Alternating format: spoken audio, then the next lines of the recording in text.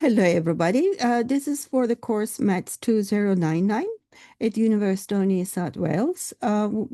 We are going to work on symmetric matrices, orthogonal diagonalizable matrices, and quadratic forms.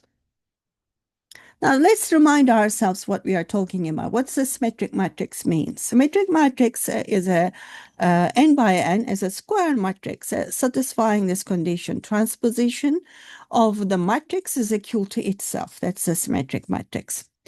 This is a theorem. It's an important theorem for us for this learning period. A is a square matrix and a symmetric. A transpose is equal to A. Then all eigenvalues of a symmetric matrix are real.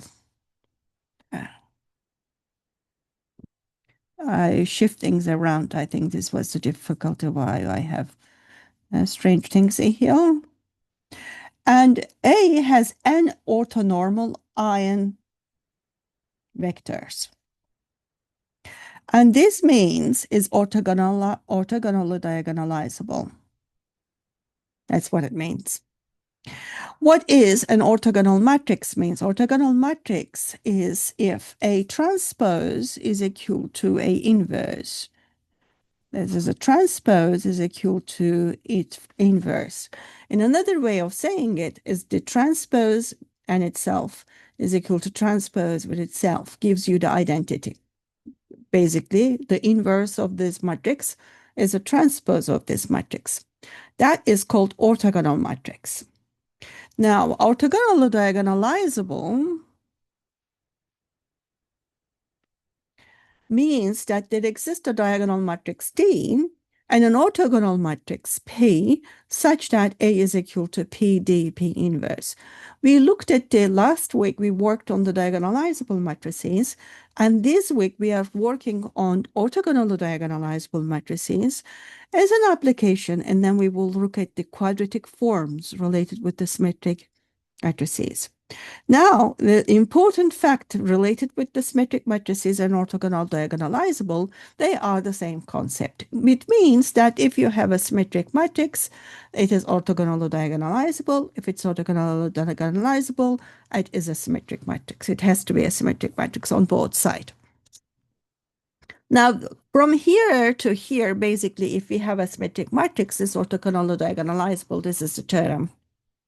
It's all about it. We haven't looked at the proof from this side to this side, and this is an exercise in your tutorial question proving if a matrix is orthogonal diagonalizable, then it's a symmetric matrix from here to here.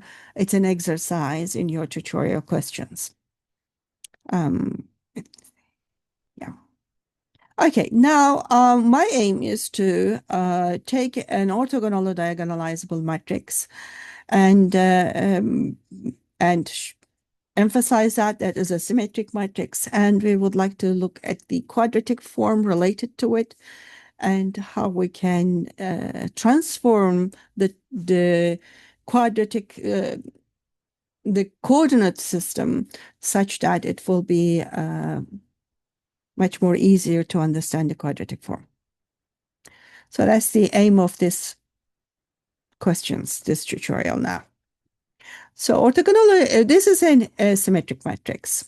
If you take the transpose of this matrix, this is 1, 2, 1, 2, it will be exactly the same. If you have a symmetric matrix, except the diagonals could be anything, but the corresponding entries should be the same. If this is 2, this is 2. If you have a 3 by 3 matrices, orthogonals something, diagonals are something, but this position and this position, this position, this position, they are all needs to be symmetric, needs to be exactly the same. So what I'm trying to say is that if you have n by n matrices, whatever this here, it doesn't matter, but this position needs to be there exactly with this position. This position would be exactly the disposition, and this position should be exactly the disposition, and so on, right? And this is how it goes. I think I forgot another point here, right? So it's everything is symmetric in that sense, right? Diagonals could be anything, and you can complete the picture in your mind. That is a symmetric matrix. Symmetric matrix, something in the diagonal, doesn't matter what it is, but the corresponding entries like this is equal, this equal, this equal, this entry should be equal to this entry should be equal to this entry should be equal to this entry, and so on. You complete the picture in your mind. That is a symmetric matrix. So when you looked at the symmetric matrix, you can immediately see that, understand it as a symmetric matrix, as it just happens in here, right? This is immediately tells us it's a symmetric matrix by just looking at it without doing any calculation, because its transpose is equal to itself. It's a very easy step to decide what is a symmetric matrix is. Now, we would like to diagonalize it. And as we've done last week, we would like to find out the eigenvalues and eigenvectors and construct the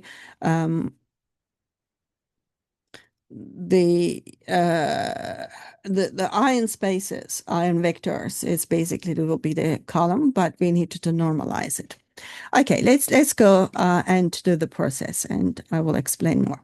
What is when we are finding the eigenvalues, we will look at the determinant of A minus lambda I is equal to 0, and lambda is indeterminate here. The roots of this polynomial will give us the eigenvalues as we've done last week. Okay, this is identity matrix, so we have 1, 1, 0, 0. And when we multiply lambda, this means that A is affected only on the diagonals. So we have 1 minus lambda on the diagonal, and 2, 2 here. This times this minus this times this, we have 1 minus lambda squared minus 4. That is lambda squared minus 2 lambda plus 1 minus 4 will be 3. So this can be factorized as lambda minus 3 lambda plus 1. Sorry. So we have two eigenvalues. Lambda is equal to minus 1 is a one eigenvalue. Lambda is equal to minus 3 is another eigenvalue. Now we would like to find out the eigenvectors. What the theorem says us, well, every eigenvalue is a real number. This is what we got, right? This is the theorem it says. Theorem says all eigenvalues of a symmetric matrix are real. So that's what it is. The real eigenvalues are real. Just a confirmation. Okay, let's go to calculate the eigenspaces and the basis vectors of the eigenspaces. That's the important part for us. For lambda 1 is equal to minus 1 eigenspace. And we denoted E minus 1.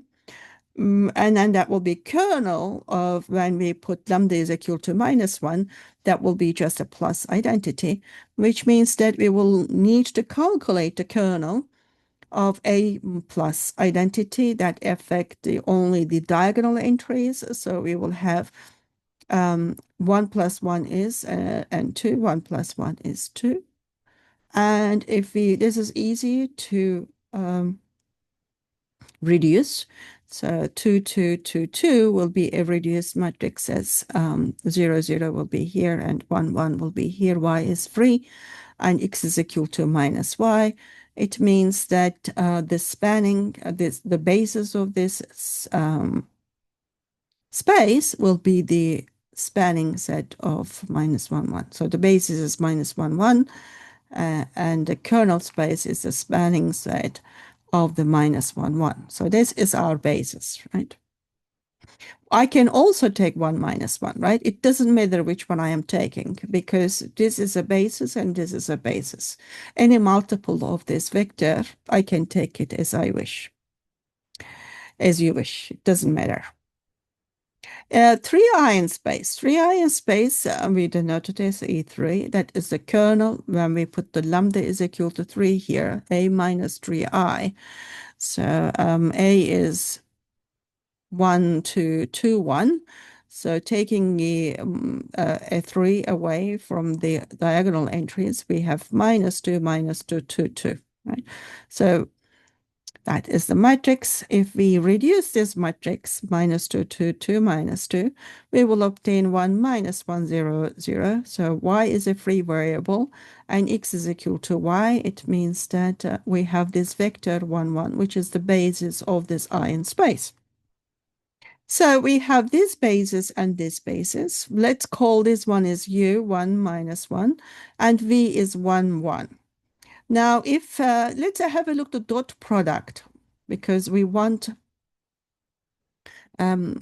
yes, we look at the dot product, that's for checking. And then u times u, we will have 2, and v times v, we have 2. If you multiply u times v as a dot product, we will have 0. And you don't need to calculate this entry because this entry is exactly this entry. It has to be because dot product is a commutative. And if you change the order of the product in the dot product, nothing will change. It's a symmetric. Dot products are symmetric in one way of saying it. Another way of saying it is just commutative as a product, as a multiplications of 2. Okay, so this means that the vector u and the vector v are orthogonal bases of R through 2. Now we need to normalize it, and normalization in this step is extremely important because it's an essential step, as I explained it here. Without normalization, you will not be able to get the orthogonal matrix. Our aim is to find out the orthogonalization, right? We would like to find orthogonally diagonalization of this matrix, which means that we would like to find out a diagonal matrix T and an orthogonal matrix P, satisfying this condition. What was the orthogonal matrix is the inverse is equal to transpose, right? That was our aim. Now, we found an orthogonal basis is coming from as an ion spaces, as an ion vectors of the matrix A, right? This is an ion vector, and this is an ion vector. These are the bases of the ion spaces of the matrix A, and they are orthogonal. If you have a symmetric matrix, you will find an orthogonal basis. That's not surprising. The theory tells you that. But then you need to normalize these vectors in order to be able to get an orthonormal basis, which will give you orthogonal matrices in the decomposition. So this is an important step. Don't forget the normalization. So orthonormal columns will give you the orthogonal matrix. Why it doesn't work? Because this is an identity matrix here. The structure will collapse. The structure will fail if you don't do the normalization. Okay, this won't hold. You won't get the identity. Okay, normalize. What does normalization means? Normalization means you take the vector and divide into its length. So we know that the dot product u times u is 2, and we know that the length is the length is defined as the square root of a dot product, right? So we know that. That's what I'm doing here. That's a square root of the dot product of the vector, square root of the dot product of the vector. So the u hat and v hats are orthonormal bases of R2. And we put those vectors into the matrix P, which is basically 1 over root 2 minus 1, 1, 1, 1. That is the orthogonal matrix in the decomposition. Now,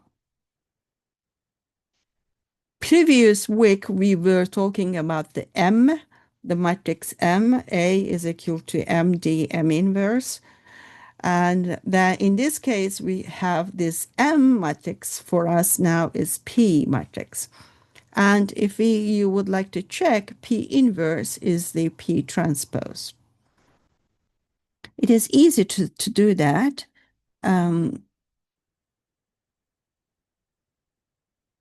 If you multiply, so P inverse, P transpose minus 1, it's exactly the same, right? Minus, if you take the transpose of this matrix, minus 1, 1, 1, 1, right? It won't change anything. So multiplying this by itself, it should give you the identity. So minus 1, 1, 1, 1 will give you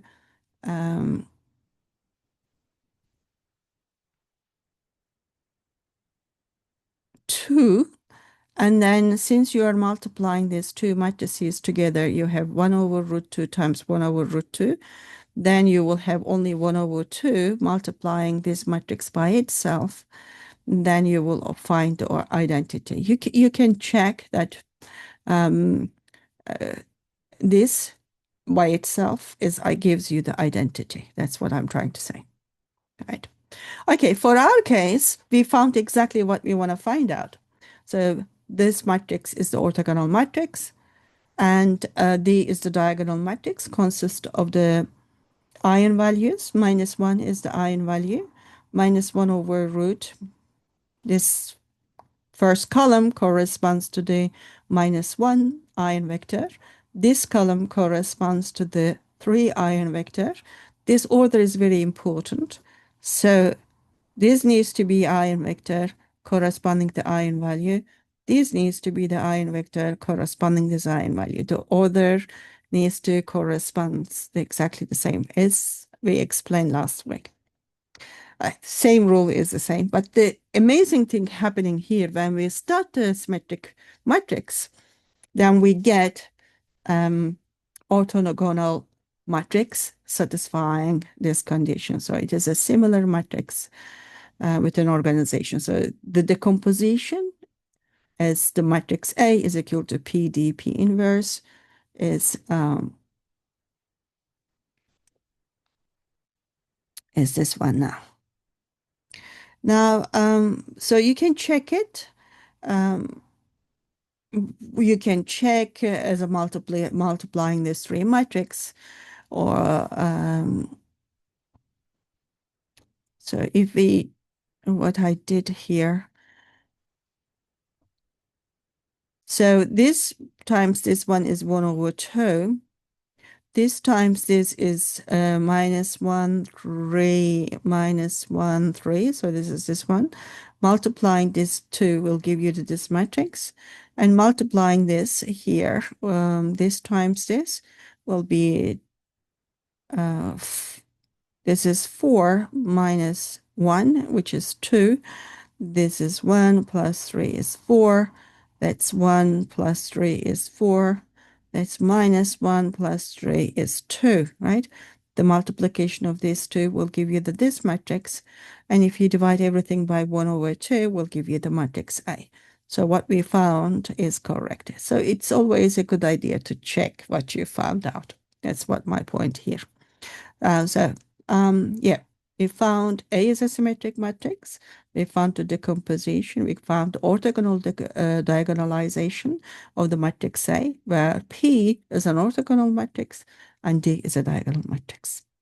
And the columns of the matrix P is the normalized eigenvectors of the matrix A, and diagonal entries of the diagonal matrix is the eigenvalues of the matrix. So that's the orthogonally diagonalizable matrix. Okay, now let's apply. It's an application actually to the quadratic forms. Application of the concept of orthogonally diagonalization or the symmetric matrices to quadratic forms. Okay, now we have a coordinate system, right? We have this quadratic system, quadratic equation, x squared plus 4xy plus y squared. This is a quadratic equation. And our aim is to find coordinates of the points on the curve as the closest and the far away, the far or farthest point of it. So we would like to draw a neat and accurate sketch of the following curves, both indicating XY axis and the principal axis. Let's let's start what I'm doing and what. So let's say we have the vector x, xy. So this is corresponding the xy axis. We have the coordinate system. A is a matrix, A, B, C, D. And if you look at this multiplication, x transpose AX, then we have x transpose will be xy. Then we have any matrix, any 2 by 2 matrix, A, B, C, D. And we have xy. If we do this multiplication, this times this will be ax plus by. This times this will be cx plus dy. And then multiply xy with those ones. You have x times this plus y times this. And you have this equation. So this equation is ax squared plus bc xy and dy. If B and C is equal to exactly the same, then we would have 2B here. So if B is equal to C, as we know that that is a symmetric matrix, right? If this one is equal to that one, we have a symmetric matrix. So this equation is corresponding in the symmetric matrix A. So symmetric matrices, by thinking of the multiplying the coordinates xy and the transpose of the coordinates from the left and the multiplying A with the coordinate from the right, we will be able to express, represent the quadratic form with the matrix form in this fashion. Okay, now with our problem, we have this quadratic form, and this quadratic form can be expressed with this matrix equation. Now, this equation is 1 here because actually I do have a matrix form here, right? If this is a matrix and this needs to be a matrix. But we know that this is just 1 by 1 matrix, and we are just abusing the notation if you wish, and we just don't write the bracket around it. But think about it, you have a bracket around it because this is a 1 by 1 matrix. Or just omit it to see, to observe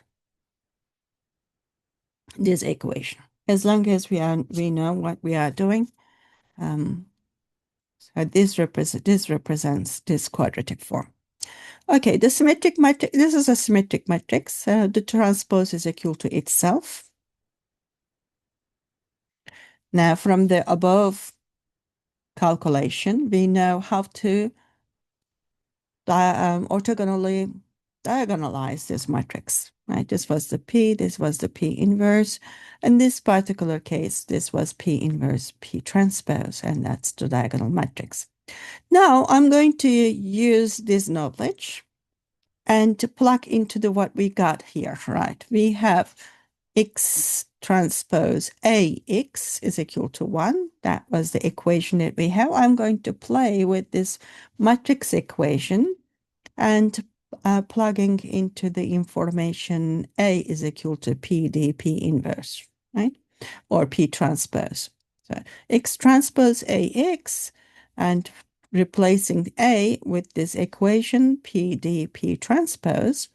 Now, we know that the transpose, AB transpose is equal to B transpose, A transpose. You change the order.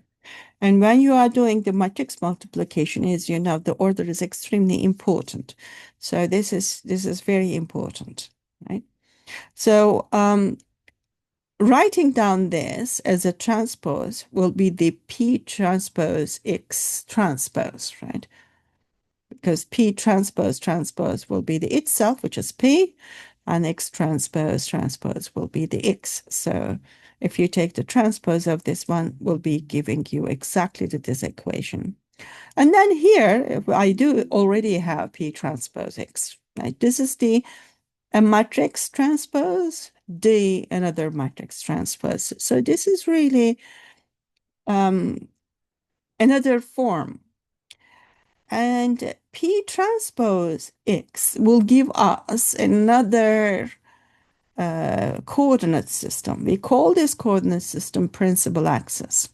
So big coordinate system, we denote this coordinate system with big capital X, capital Y, and big X vector. And this is by definition is the P transpose X.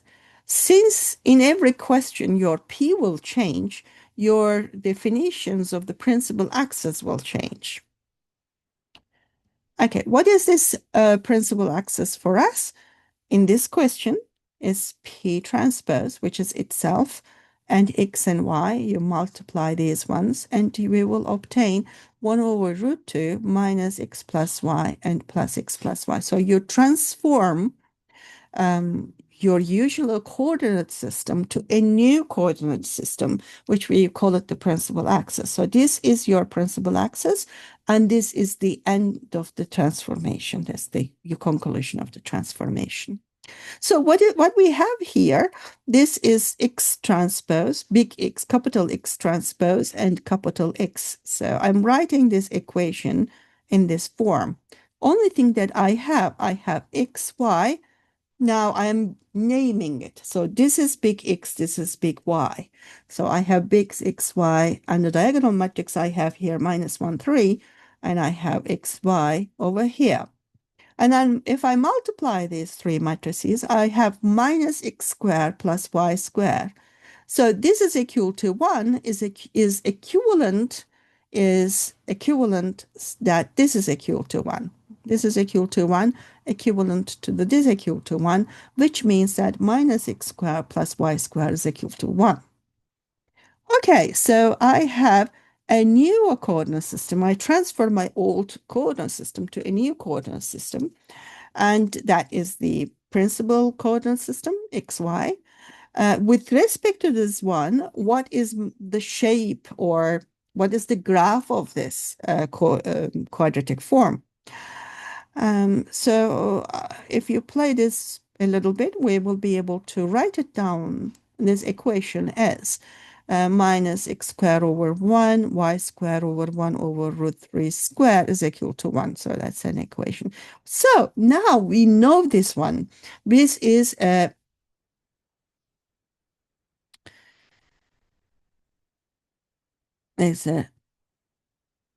hyperbolate, and that is A and B vertices. These are the asymptotes. So y is equal to ax4. So this is a general formula that I'm going to use, right? And if you have, so yeah, I'll just adjust it a little bit. And I, with this equation, I have this hyperbola. And these are the y is equal to minus 1 over root 3x, which is this one, and this one are my asymptotes. The red lines are my asymptotes, and the blue one is my hyperbola, which gives me this equation. I think it's clear by now. So this point and these points are the points of intersection. So they are the closest points with the new coordinate system to the origin. Now, I would like to explain a little bit more about this structure. So I can understand this. So you don't need to do this, but this is, I just would like to explain a little bit more, but you don't need to do this part. So what's happening? What is happening? We are changing X to capital X, coordinate system X, to the principal coordinate system X. And the transformation that we are applying to is the P, right? P E1, because your R2 constructed by the vectors E1 and E2, right? So it's the natural thing to see what will happen to PE1 and PE2. If you take this P directly and apply to E1. That's a P inverse is equal to P transpose. This is why I have the P here. And yeah, yeah, okay. Actually, I should have done P transpose here because P transpose X is the big X, right? This is big X. So if you take yeah, so this is the transformation that I am applying to. So I should have taken the P transpose there, but P transpose is P for this one. So that's what I'm doing here. So applying to the transformation to see what is happening, how I pass from the XY to the principal axis. So if I act on the standard basis element in the coordinate system XY, PE1 will give me this vector and PE2 will give me this vector. So E1 will be U will be this vector. So E1 will be transformed into this vector and E2 will be transformed into this vector. So this rotation, that side, so this rectangle, this structure of little x constructed by E1 and E2 will be transformed into the capital XY principal axis coordinate, which is based on this vector and this vector. Or you can understand the rotation by using the rotation matrix. So the rotation is given by cos theta minus sine theta, cos theta. Now, in order to be able to apply this construction, I just change to the column from here to here. Because I'm not doing the whole question. I'm just looking at P and how to apply the P. So let's call this Ni1. It's almost the same thing, but I'm changing it because I would like to look at it as a rotation and to understand it a little bit deeply, what's going on, and find out the consistency of it. If you do that, then we have this matrix, and this matrix is really the rotation matrix. When we take the theta is my pi over 4. And again, if you apply the E1 to this matrix, you will be able to see that E1 moves to the P prime E1, which is this one. So this to here and this to here. Again, the same thing as you realize that this the XY coordinate, which is based spanned by E1 and in E2, transformed into the capital X coordinates, which is the principal axis coordinates, which will be PE prime PE2, which is that side, which is rotation by pi over 4. So that's what's happening. This is geometrically interpretation of what's happening. Okay, now this is the last part of the question. Last part of the questions in the capital XY principal axis coordinates, the closest point to the origin is minus plus this 2 point, which is 0 minus plus 1 over root 3. Now we would like to find out the closest coordinates, closest point with respect to the xy coordinate, little small xy coordinate. So if for doing that, we need to just multiply P with the closest point 0, 1. So P times at this point will give us minus plus 1 over root 6, 1, 1, which will give us this point and this point. This is exactly the other way around. Basically, you are turning this time this point to that side because from here to here, we are rotating this side. From here to here, we are rotating back to it. So you're rotating this one to here. So this blue one will be rotated back to here. Previously, we were rotating this side and now other side. I think it is clear what I'm trying to say when we looked at the picture. And for the farthest the place is, we cannot decide because there are infinitely many, right? It goes to that place, it goes to the infinity, it goes to the infinity. We cannot decide the furthest point, but we can decide the closest point for this one because the structures are parabola. This is how we got our points. So this is an applications of the symmetric matrices and orthogonal diagonalization of the symmetric matrix to quadratic forms. I hope this is clear and hopefully it is useful for you. And thank you very much for listening.